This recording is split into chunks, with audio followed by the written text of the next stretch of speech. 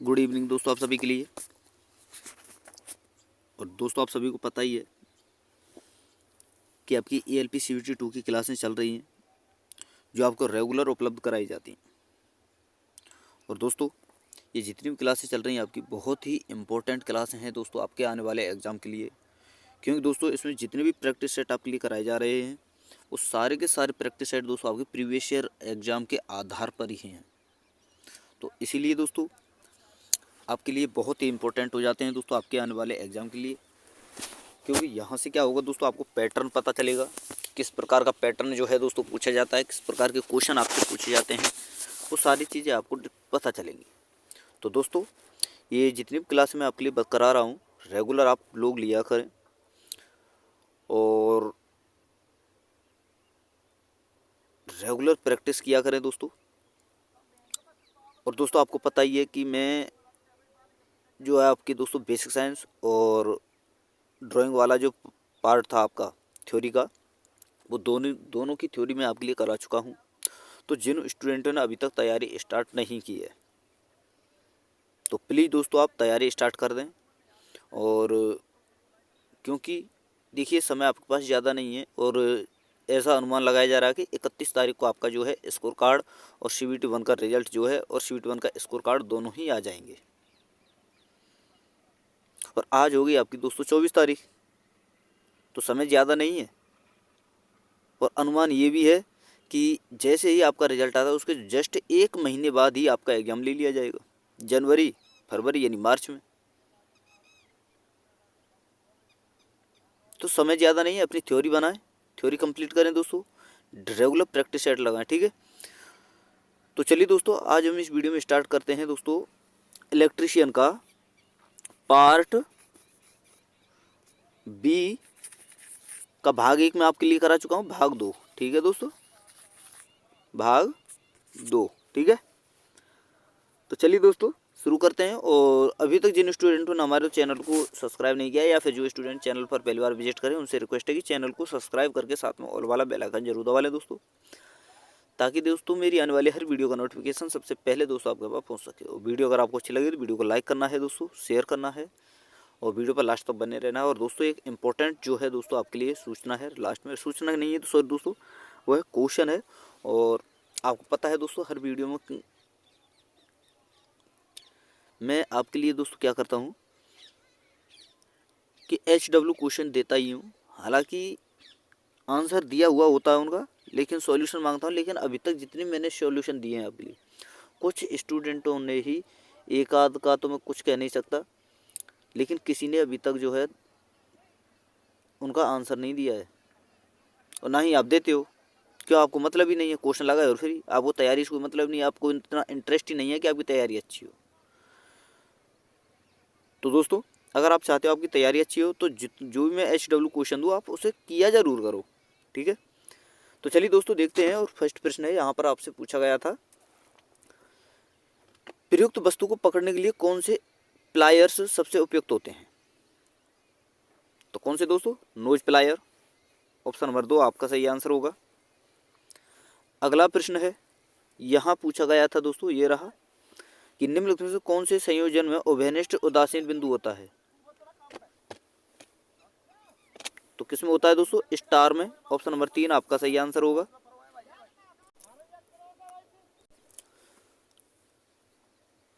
अगला प्रश्न है दोस्तों, और यहाँ आपसे पूछा गया था, ये रहा कि यदि एक स्टार सर्किट से जुड़े फेज वोल्टेज का मान 240 वोल्ट है तो इसे लाइन वोल्टेज तो इसके लाइन वोल्टेज का क्या होगा। यानी स्टार सर्किट से जुड़े फेज वोल्टेज का मान 240 है तो इसके लाइन वोल्टेज का मान क्या होगा, ये आपसे पूछा है। तो क्या होगा दोस्तों? 415, ऑप्शन नंबर 1 आपका सही आंसर होगा। अगला प्रश्न है, ये रहा दोस्तों, यहाँ आपसे पूछा गया था डैश ऐसा उपकरण है जो अतिधारा, लघु परिपथन, भूसंपर्कन चरण और भूसंपर्कन दोष की वजह से उत्पन्न होने वाले झटके यानी दोस्तों शॉक और आग जैसे विद्युतीय खतरों से प्रभावी सुरक्षा सुनिश्चित करता है। तो कौन सा उपकरण है दोस्तों? ये है दोस्तों आपका भूसंपर्कन क्षरण परिपथ वियोजक, ऑप्शन नंबर 2 दोस्तों 4 आपका सही आंसर होगा। अगला प्रश्न है, यहाँ आपसे पूछा गया है कि सोल्डरिंग के लिए अनुशंसित संरचना क्या है। तो सोल्डरिंग के लिए अनुशंसित संरचना क्या है दोस्तों? लैप जोड़। ऑप्शन नंबर 1 आपका सही आंसर होगा। अगला प्रश्न है, यहाँ आपसे पूछा गया था निकल आयरन सेल की धनात्मक प्लेटें किससे बनी होती हैं? तो निकल हाइड्रोक्साइड से। ऑप्शन नंबर 1 आपका सही आंसर होगा।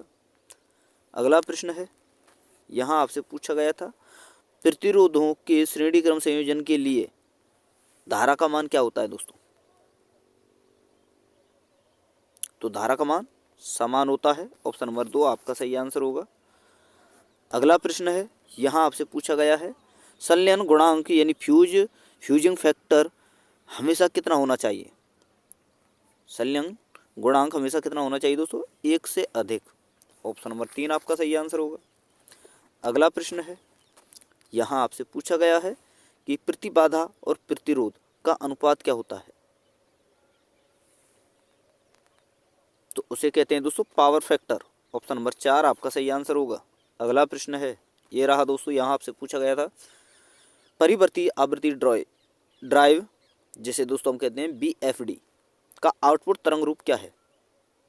प्रतिवर्ती आवृत्ति ड्राइव का आउटपुट तरंग रूप क्या होता है दोस्तों? ये होता है दोस्तों आपका स्पंद विस्तार मॉडुलित ज्यावक्रिय तरंग। स्पंद विस्तार मॉडुलित ज्यावक्रिय तरंग। ऑप्शन नंबर 2 आपका सही आंसर होगा। अगला प्रश्न है, यहाँ आपसे पूछा गया था DC मशीन के किस भाग को बार बार मरम्मत की आवश्यकता होती है? तो किस भाग को दोस्तों? ब्रश और आपका दोस्तों कम्यूटेटर को। ऑप्शन नंबर 3 आपका सही आंसर होगा। और दोस्तों आपसे रिक्वेस्ट है कि अगर आपको वीडियो पसंद आ रही है तो वीडियो को लाइक जरूर करते चलें दोस्तों, शेयर करते चलें, और जिन्होंने अभी तक चैनल को सब्सक्राइब नहीं किया है, जिन स्टूडेंटों ने, वो चैनल को सब्सक्राइब करके साथ में ऑल वाला बेल आइकन जरूर दबा लें दोस्तों, ताकि मेरी आने वाली हर वीडियो का नोटिफिकेशन सबसे पहले दोस्तों आपके पास पहुँच सके। और दोस्तों आपको पता ही है कि RRB ग्रुप डी के जो हैं एग्ज़ाम स्टार्ट हो चुके हैं। तो जिन स्टूडेंटों ने अभी तक फॉर्म को अप्लाई नहीं किया है तो उनसे रिक्वेस्ट है दोस्तों, पहले जो मैंने आपके लिए 2 वीडियो डाली हुई हैं कि कौन सा जोन सेफ़ है आपके लिए, कौन सा डेंजर है, किस जोन में क्या जो है दोस्तों पोस्ट है, कौन सा जोन जो है आपके लिए अच्छा हो सकता है, और एक है दोस्तों आपका कि पोस्ट वाइज आपकी कट ऑफ किया जाती है, वो सारी चीज़ें आपके लिए मैंने डाली हुई हैं। तो दोस्तों आप पहले उन वीडियो को देखें और वहाँ से सारी चीज़ों को एक बार एनालिसिस करें, तब जाकर आप फॉर्म अप्लाई करें। ठीक है दोस्तों, तो ये ज़रूर आपको याद रखना है। फॉर्म कब अप्लाई करना है दोस्तों? पहले सारी चीज़ों को एनालिसिस करना है, एनालिसिस करने के बाद में फॉर्म को अप्लाई करना है। तो चलिए दोस्तों अब अगला प्रश्न देखते हैं। और यहाँ आपसे पूछा गया था निम्नलिखित में से किस प्रकार के ट्रांसफार्मर में द्वितीय कुंडली को हमेशा बंद रखा जाता है? तो किस प्रकार के ट्रांसफार्मर में दोस्तों? धारा ट्रांसफार्मर में। ऑप्शन नंबर 1 आपका सही आंसर होगा। अगला प्रश्न है, यहाँ आपसे पूछा गया है BH वक्र में H क्या दर्शाता है? तो H दर्शाता है दोस्तों आपका चुंबकीय क्षेत्र की तीव्रता। ऑप्शन नंबर 2 आपका सही आंसर होगा। अगला प्रश्न है, यहाँ आपसे पूछा गया था कि विद्युत शक्ति की SI इकाई क्या है?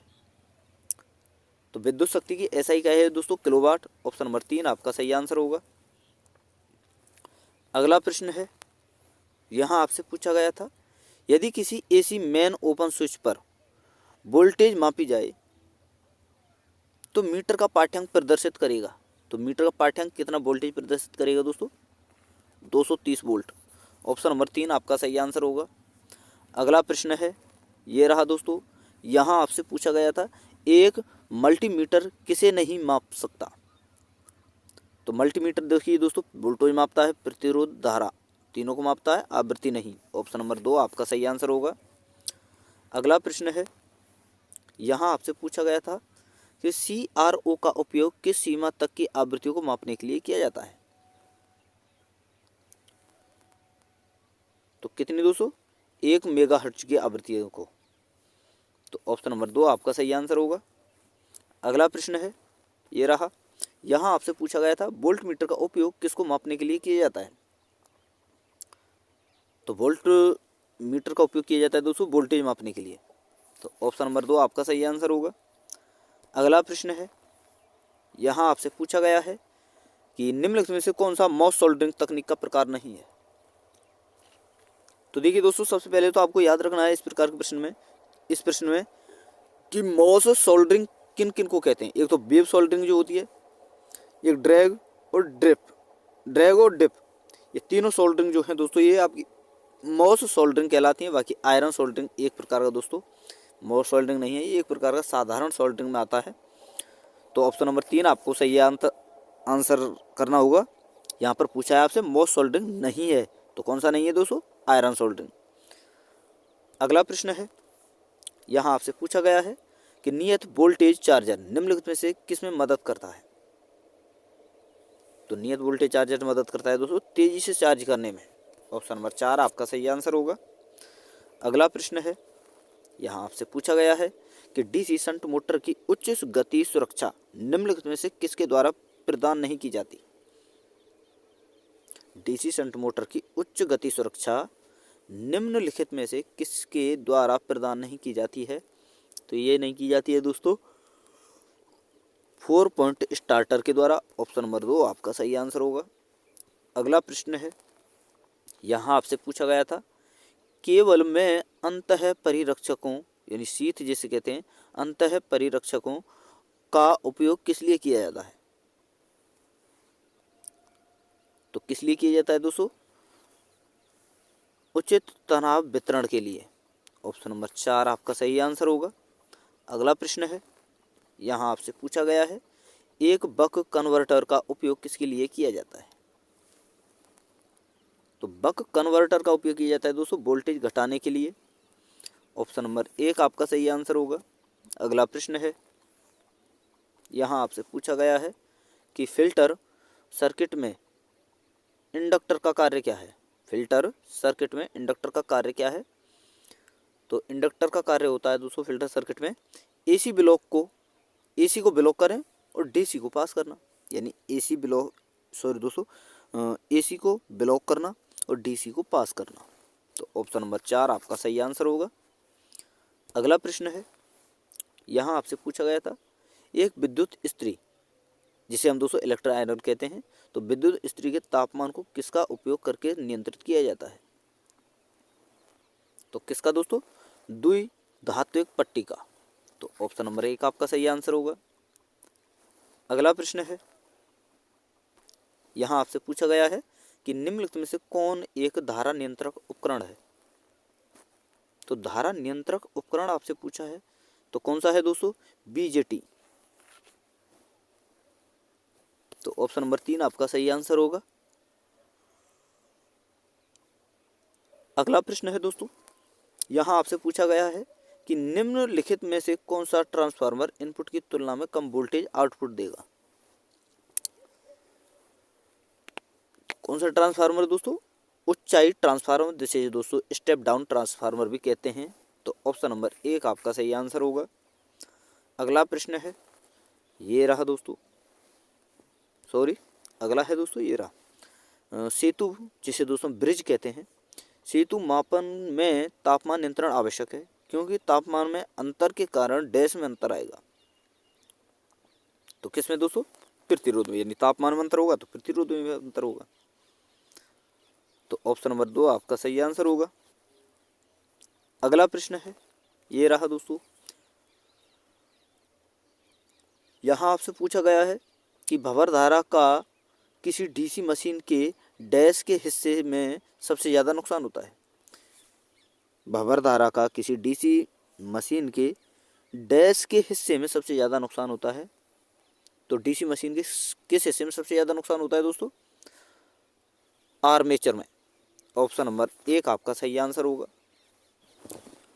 अगला प्रश्न है, और दोस्तों ये जो प्रश्न है आपका HW क्वेश्चन है आपके लिए, बहुत सरल प्रश्न है दोस्तों, इससे ज़्यादा सरल इस पूरे वीडियो में नहीं मिला आपको और ना ही मिलेगा।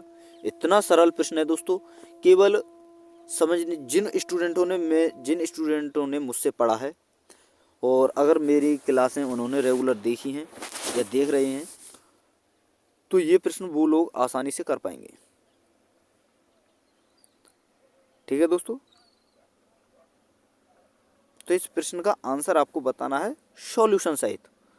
पहले आपको सॉल्यूशन करना है दोस्तों, सॉल्यूशन के बाद आपको इसका आंसर बताना है। ठीक है,